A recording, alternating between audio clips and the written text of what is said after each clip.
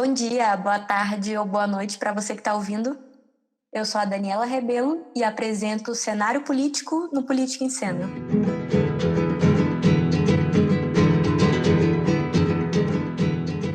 O nosso podcast de hoje é sobre um assunto fundamental: o marco do saneamento e o direito humano à água. A gente falou aqui no episódio passado do Política em Cena sobre a realidade da população brasileira hoje, que não só não consegue cumprir o isolamento social, mas não consegue fazer o básico, o mínimo para a prevenção ao coronavírus, que perpassa pela questão da higiene, como, por exemplo, lavar as mãos. Isso porque a nossa realidade hoje no Brasil, que é inclusive o país que tem maior concentração de água doce superficial no mundo, também é o país onde mais de 40 milhões de pessoas não têm acesso à água tratada. E dentro da sua população também mais de 100 milhões não têm acesso ao saneamento básico. Ou seja, não têm acesso a isso, rede de esgoto. E se a gente for falar em região, né, se for colocar esses números em regiões do Brasil, eles podem ser ainda piores, e principalmente nas regiões do Nordeste e na região norte do país. O norte, inclusive, a gente não tem 10% das pessoas com acesso à rede de esgoto. E aí, diante dessa triste realidade, também diante de uma pandemia mundial, que foi aprovado na semana passada na Câmara dos Deputados o Marco Legal de Saneamento, que traz, entre seus diversos aspectos que a gente vai discutir aqui hoje, uma mudança que é estrutural, principalmente na contratação dos serviços de saneamento aos estados e aos municípios. Está no ar a Rádio Libertadora. Entrega, guri! Tá rodando? Uai, gente, como é que faz pra gravar esse trem? Tá gravando? Alô, alô, Brasil, alô, alô, América Latina, alô, alô, mundo. O que você acha da liberdade de expressão do intelectual e do político, do artista e do jornalista nos dias de hoje? O que você acha do futuro democrático do Brasil? Tupi ou não tupi? Tupi ou não tupi, ser ou não ser da questão. E para falar disso com a gente aqui hoje, a gente tem a nossa comentarista do Política em Cena, Mariana Bicalho. Mari, que é mestre e doutoranda em Teoria do Direito e da Justiça e autora do livro Ensaio sobre o Estado e a Democracia na Modernidade. Obrigada, Mari, por mais uma vez estar aqui com a gente no Política em Cena. Obrigada, Dani. É um prazer estar aqui de novo com vocês. E hoje temos nossa convidada, que é uma terceira mineira aqui entre nós. Ela é promotora de justiça do Ministério Público do Estado de Minas Gerais, é mestre em Direitos Humanos pela Universidade Carlos III e teve como objeto de pesquisa o direito humano à água, proteção em um contexto de extrativismo hídrico no Brasil. Então seja bem-vinda, seja muito bem-vinda ao Molotov Podcast, ao Política em Cena, Vanessa Campolina. Oi, Dani. Oi, Mari. Obrigada pelo convite, é um prazer estar aqui com vocês. Antes da gente entrar no assunto do marco, eu acho que era importante a gente iniciar esse debate compreendendo uma primeira questão, que é a questão da água enquanto direito humano. Vanessa, diante de todos esses dados, elementos, diante da realidade que a gente vive hoje no Brasil, o que significa e o que muda também a água ser considerada um direito humano? Bom, Dani, a água como um direito humano, ela faz parte ainda de uma construção, né, que começou há muito tempo. E em 2010, ela teve um marco muito importante para os direitos humanos. Em 2010, a Assembleia Geral das Nações Unidas, ela reconheceu expressamente que o direito à água potável é um direito humano. E por isso é essencial para o gozo da vida, o pleno gozo da vida e de todos os outros direitos humanos. E logo depois disso, o Conselho de Direitos Humanos também fez o mesmo, confirmou, né, o direito à água como um direito humano, que deriva de um direito a um nível de vida adequado, que está associado ao direito ao mais alto padrão possível de saúde física e mental, e também ao direito à vida e à dignidade humana. E esse documento também instou a todos os estados a desenvolver instrumentos e mecanismos adequados para alcançar gradualmente a plena realização das obrigações dos direitos humanos em relação ao acesso à água potável, a um acesso seguro à água potável. E nessa trajetória também, até antes do reconhecimento pela Assembleia Geral das Nações Unidas, a gente tem um documento muito importante do direito humano à água, que foi formulado pelo Comitê de Direitos Econômicos, Sociais e Culturais das Nações Unidas, que é a Observação Geral número 15. E esse documento traçou alguns parâmetros para a gente poder compreender o que é esse direito humano à água, como ele pode ser definido, né? Esse documento traz alguns parâmetros, por exemplo, o direito à água como o direito de todas as pessoas a ter acesso a um suprimento contínuo de água, a ter garantido uma quantidade suficiente de água, e essa água ela precisa ser salubre, ela precisa ser aceitável culturalmente. A gente precisa ter acesso a essa água, tanto o acesso físico como o acesso econômico. E esse documento estabelece também que a prioridade no uso da água, ela deve ser para o uso pessoal e doméstico, que isso inclui o quê? Água potável, o saneamento, né, lavar roupa, preparar alimento, a nossa higiene pessoal e doméstica, né? Então, esse direito é um direito que deve ser exercido em igualdade de condições, sem discriminação. E ele é um direito indispensável, né? Não apenas para a gente manter a vida e a saúde, mas para vivermos com dignidade.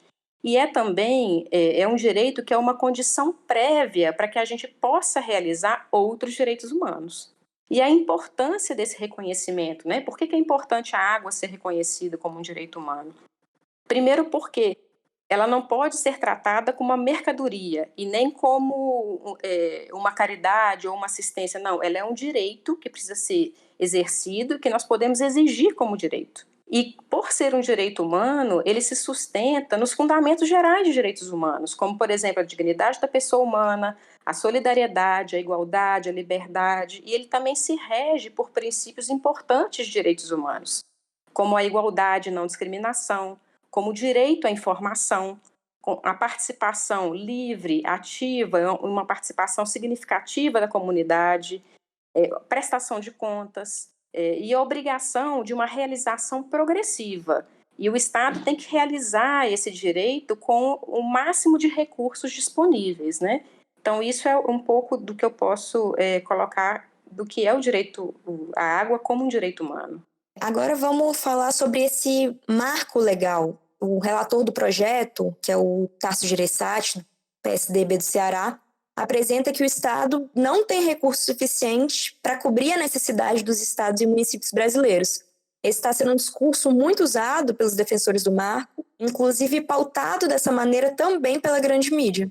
Mas, por outro lado, a oposição apresenta que, primeiro, o marco vigente, o marco atual, não proíbe a participação da iniciativa privada. Ela já existe em diversos lugares. Segundo, que qualquer empresa privada funciona pela lógica do lucro, né? Isso por óbvio. Então, não tem nem como imaginar que essa lógica resolveria ou avançaria em problemas sociais da população, principalmente tendo como ponto específico do projeto a obrigatoriedade da licitação de serviços de saneamento e a possibilidade de estabelecer os preços que eles quiserem pela água para serem cobrados pela população. Um terceiro ponto, né, não menos importante, acho que pelo contrário, é que a gente tem diversos exemplos no mundo de grandes cidades como Paris, Berlim, Buenos Aires, na verdade mais de 37 países que delegaram ao setor privado esse serviço e depois voltaram atrás porque não deu certo, né? Em muitos lugares isso foi desastroso, como no Chile teve um aumento da desigualdade social, da pobreza. Na Inglaterra, a conta média de água das famílias aumentou mais de 40% acima da inflação. Ou seja, né, mais uma vez, o Brasil vem caminhando no sentido oposto às capitais do mundo que estatizaram o saneamento. Eu queria ouvir a opinião de vocês sobre o que representa esse marco hoje, quais são as mudanças que ele vai trazer, né, e quais também são as possíveis consequências diante dele. Aí, Vanessa, se você puder começar, e depois a Mari também coloca suas considerações. Bom, sim, Dani. O que acontece é que desde 2007 nós já temos um marco regulatório, né, que é a Lei 11.445. O que esse projeto de lei faz, o PL 4162 de 2019, é modificar esse marco vigente. E realmente uma das principais modificações é a privatização dos serviços, e que é um tema que ele vem sendo colocado em pauta e vem chamando atenção não só no Brasil, mas no mundo inteiro. Inclusive, o relator especial das Nações Unidas sobre os direitos humanos à água e ao saneamento, Léo Heller, que inclusive é brasileiro, né, é um dos que se opõe a esse discurso que você introduziu, Dani, da privatização. Eu tive a oportunidade de entrevistá-lo para minha dissertação no mestrado. Ele informou, inclusive, que esse tema da privatização ele vai ser objeto do relatório anual que será apresentado à ONU esse ano, em 2020. E também antecipou, e ele já vem dando esse posicionamento em várias entrevistas, inclusive as mais recentes, que ele não vai seguir uma posição neutra, né, no sentido assim, de que não importa como o serviço é prestado, mas sim o resultado do serviço.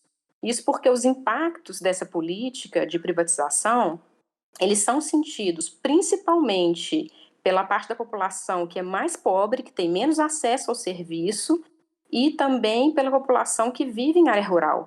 Ou seja, nós já temos uma desigualdade, não só no Brasil, mas no mundo, muito grande em relação ao acesso ao serviço de água e esgoto. E esse acesso, ele é muito mais, ele é dificultado quanto mais pobre a parcela da população e também uma diferença muito grande entre a área rural e a área urbana. E esse mesmo relator, Léo Heller, em uma de suas entrevistas mais recentes, ele destacou um ponto que é muito preocupante no PL, né, nesse projeto de lei. Porque, como você muito bem mencionou na pergunta, esse marco que hoje é vigente, ele não impedia a participação de empresas privadas, né? Mas o problema todo é que a modificação que o PL traz, ele praticamente induz os estados e os municípios a abrir mão da gestão pública desse serviço, né? É realmente uma entrega do serviço às empresas privadas. E para mim um ponto muito importante que preocupa, que a água, além de um direito humano, ela não deixa de ser uma ferramenta de poder. E isso ela não pode, nós não podemos permitir que ela esteja sujeita à discricionariedade do poder econômico e às regras do mercado. Porque é um risco abandonar as pessoas à lei do mercado, em um ponto em que é um direito, não é uma mercadoria. Senão nós vamos colocar, a lei pode nos colocar ao jogo da lei do mais forte, né? E os direitos fundamentais, eles visam justamente a proteção dos que estão em situação de vulnerabilidade. Então, nós temos sim esse risco da privatização, de realmente deixar com que uma parcela grande da população ela fique à mercê da lei do mercado, na contramão do que nós estamos vivenciando hoje, principalmente depois de 2010, desse marco que nós já mencionamos, de considerar a água como um direito humano. Outra questão que eu acho importante também colocar aqui, porque o risco da privatização no Brasil não abrange apenas os serviços, mas esse risco ele envolve inclusive o próprio recurso, a água. Por exemplo, o aquífero Guarani, que é uma das maiores fontes de água doce do mundo, ele sofre também essa ameaça constante de privatização. E os principais interessados são realmente as empresas transnacionais que dominam o mercado de água no Brasil. Então, realmente é uma questão, essa modificação do nosso marco vigente, realmente pressionando estados e municípios a entregar o serviço ao setor privado, é extremamente preocupante. Primeiro, eu gostaria de reforçar essa questão da remunicipalização da gestão da água e do saneamento em diversas cidades do mundo nos últimos anos. Alguns relatórios, eles já apontaram que diversas cidades e países por todo o mundo estão reduzindo as privatizações e retomando a condução pública da gestão da água e do saneamento básico. E por que eles estão retomando, né? Em grande medida, porque eles detectaram nas experiências de privatização a falta de investimento em infraestrutura, o aumento de tarifas que impediram o acesso de comunidades mais vulneráveis, danos ambientais, dificuldades de fiscalizar e falta de transparência financeira dessas empresas. E diante desses problemas, alguns locais, inclusive, tiveram que arcar com multas de rescisão contratuais milionárias, porque acabaram terminando o contrato com as empresas antes do prazo acordado. Então, a partir dessas experiências internacionais, podemos começar assim, a pensar sobre as possíveis consequências de uma massificação das privatizações no setor no Brasil, que, como a Vanessa colocou, eu acredito que é um dos principais objetivos da mudança e do próprio projeto político do governo federal como um todo. E o que mais me preocupa com essa possível massificação das privatizações no setor é essa autonomia dada ao mercado na condução desses serviços, porque renunciar à condução pública de bens e serviços essenciais, como a água e o saneamento, pode não só dificultar o acesso de grupos mais vulneráveis e diminuir a qualidade desses serviços, tendo em vista a maximização dos custos, né, pelas empresas, como pode inviabilizar a participação popular na gestão dos serviços e na condução desses serviços às necessidades e os interesses locais. o que pode acabar ocasionando o que a Vanessa colocou, que seria aumentar essas desigualdades locais e regionais. E, além disso, como demonstrado nas experiências internacionais, os governos também enfrentaram dificuldade de fiscalizar os serviços prestados e tiveram problemas com a falta de transparência financeira das empresas. Então, assim, além dos processos licitatórios, que a gente também vai ter que ter uma rigorosa fiscalização para inibir as práticas de corrupção, né, que vão aumentar, acredito também que poderemos enfrentar questões relativas ao monitoramento e fiscalização das atividades das empresas, né, afastando ainda mais o controle democrático. Bom, posso fazer um comentário à fala da Mari, Dani? Claro. Muito importante o que a Mari colocou, e a gente fazendo essa análise da experiência internacional e considerando realmente a contramão que nós estamos tomando agora, porque todos esses pontos que a Mari colocou, eles vão justamente contra os princípios de direitos humanos que regem o direito humano à água. Né? Assim, a experiência de privatização em cidades importantes, em países importantes do mundo, verificaram justamente a dificuldade de garantir a igualdade e a não discriminação ao acesso, né? Uma dificuldade muito grande de garantir o direito à informação à população de como é gerido esse serviço. Outro ponto muito importante, impedindo a participação realmente significativa da comunidade no processo da gestão da água. O ponto da sustentabilidade, que hoje já é um desafio e isso pode vir a aumentar com a entrega do serviço às empresas privadas. O princípio da prestação de contas, né, que acompanhar a prestação de contas com a gestão do serviço na mão das empresas privadas realmente fica mais difícil. E um ponto muito importante também é como fazer essas empresas privadas obedecerem essa obrigação de realização progressiva até a plena realização do direito humano à água, com o uso do máximo de recursos disponíveis para a gente conseguir realizar efetivamente esse direito.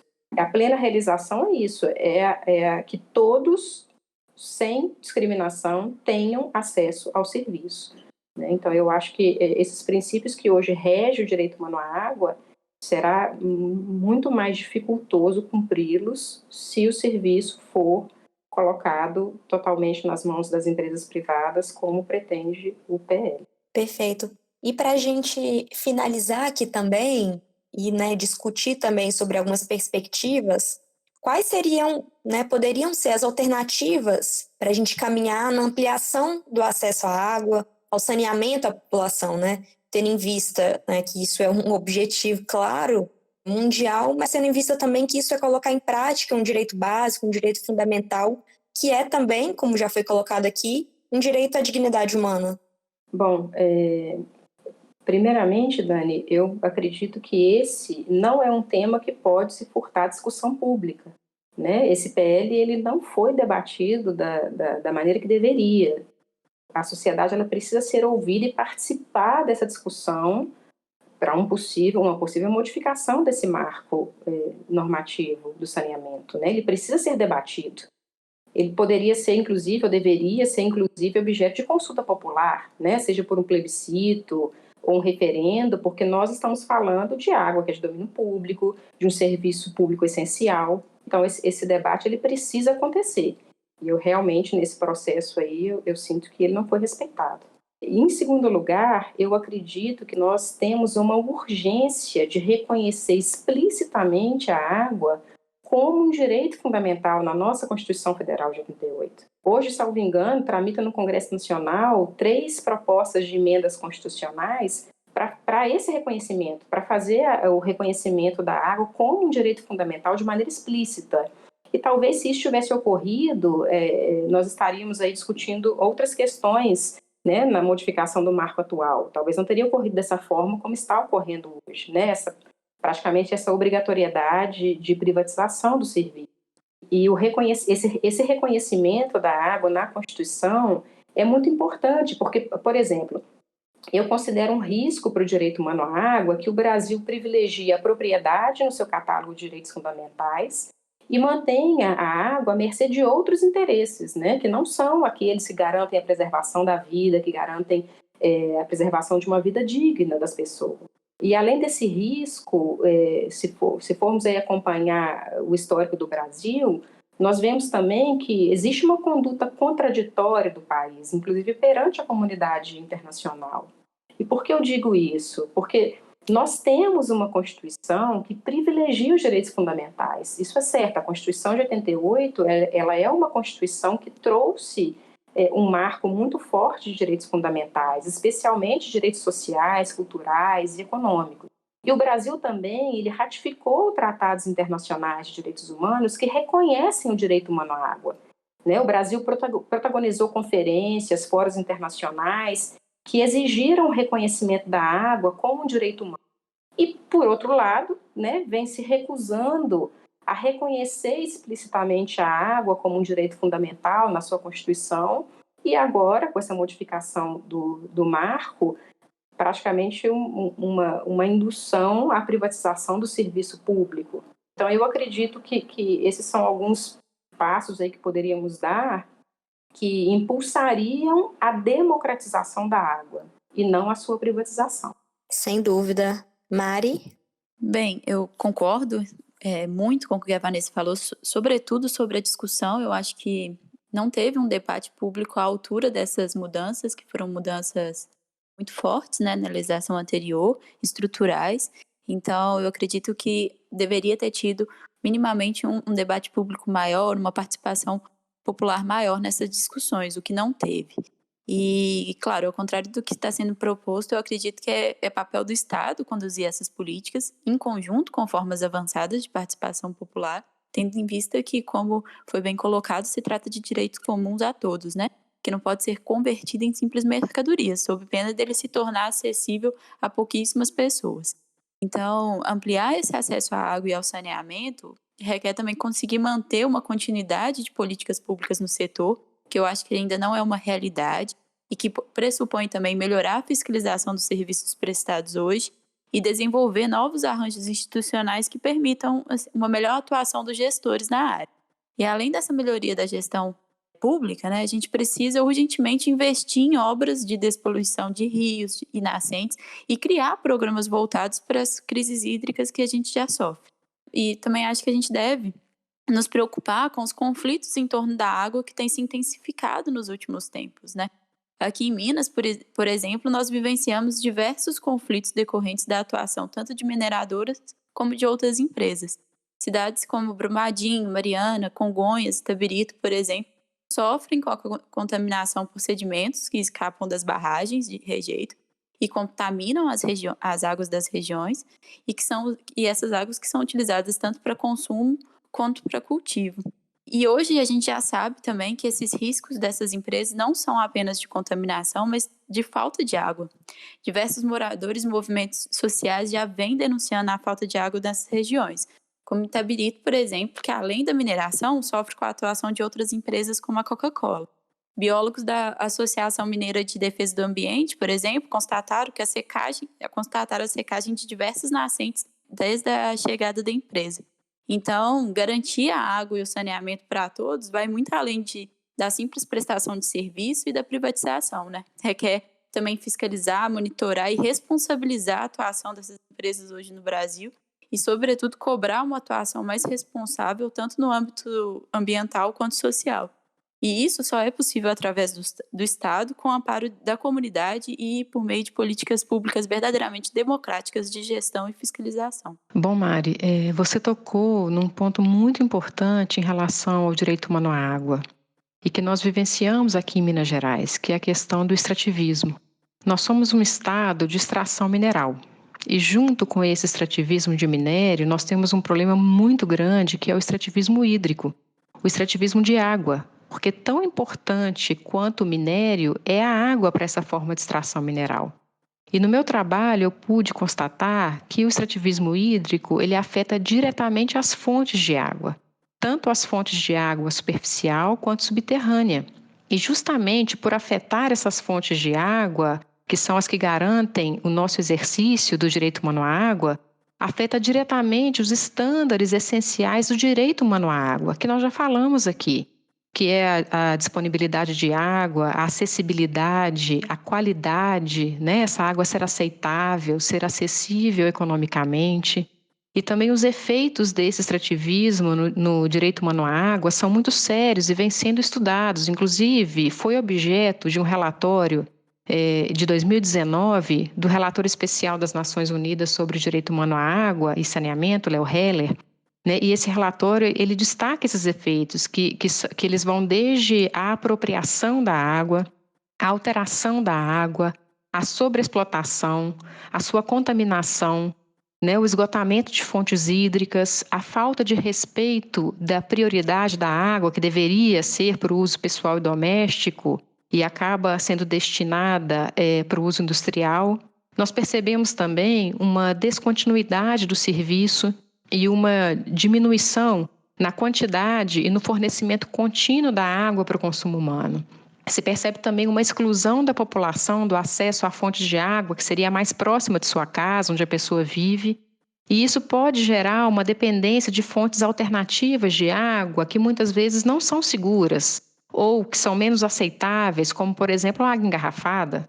Então, o efeito que nós temos aqui e vivenciamos diariamente em Minas Gerais, desse tipo de extrativismo, né, tanto mineral como o extrativismo hídrico, esses efeitos no direito humano à água, eles são muito fortes e não podem ser desconsiderados. Não, maravilha, é isso. Essa é uma luta antiga, gente, por direitos básicos, direitos fundamentais, que não começou ontem e que também não termina hoje. A água limpa e segura e o saneamento básico são um direito humano essencial, né? Não são mercadoria. E os interesses por trás dessa privatização da água são muitos. São tanto políticos quanto de mercado. As corporações por trás disso são muitas. Como vocês bem colocaram aqui, a gente vive numa região ao lado de BH que é conhecida como a fábrica verde no mundo da Coca-Cola, né? Então, enquanto tantos brasileiros não possuem água limpa para lavar as mãos, a gente está falando que empresas como essa utilizam o extrato mais puro que se pode imaginar da água, né? A água limpa. Então, são grandes empresas de bebidas, de alimentos, que são também as grandes interessadas na privatização da água no mundo, né? Não só aqui no Brasil, porque tem a esperança de que com a privatização elas vão conseguir pagar ainda mais barato. Então, a gente tem certeza que esse senador Coca-Cola aí, acho que a gente até esqueceu de colocar aqui nessa conversa, que o relator desse projeto é, inclusive, sócio de uma das maiores empresas de Coca-Cola no mundo. Então, sem dúvidas nenhuma, a gente pode afirmar que ele não tem como princípio, né, garantir o acesso à água pelo povo, muito menos a dignidade, já que dignidade nem ele tem em estar apresentando um projeto como esse. Então, queria muito agradecer vocês pela participação. Obrigada pela participação de vocês, Vanessa, Mari. Obrigada por estarem aqui com a gente nesse programa. Eu que agradeço, Dani, foi um prazer. Muito obrigada, Dani. Muito obrigada, Vanessa.